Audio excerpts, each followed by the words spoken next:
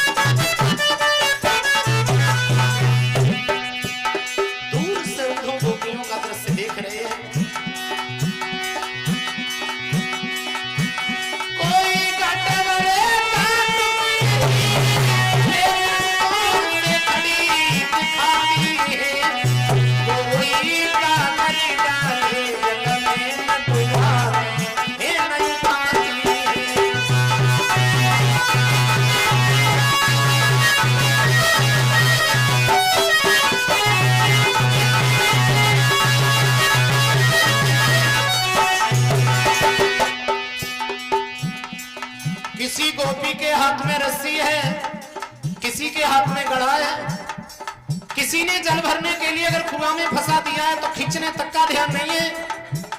कोई गोपी अगर खाली गड़ा पकड़े है तो जल भरने तक का ध्यान नहीं है, और किसी ने अगर जल भर के वो अपने गड़ा सर पे रख लिया है तो उसे घर जाने तक का ध्यान नहीं है।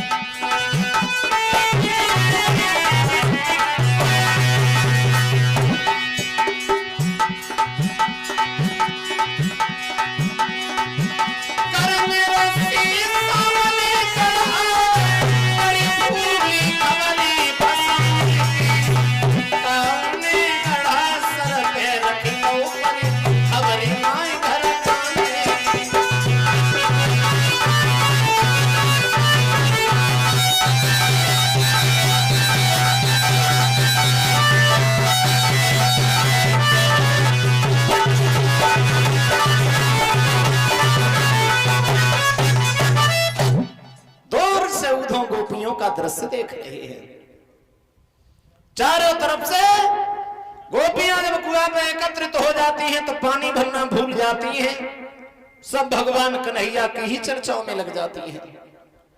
वो राधा कुआं पे खड़े होकर के सहेलियों के बीच में भगवान से कहती है, लगता है बहन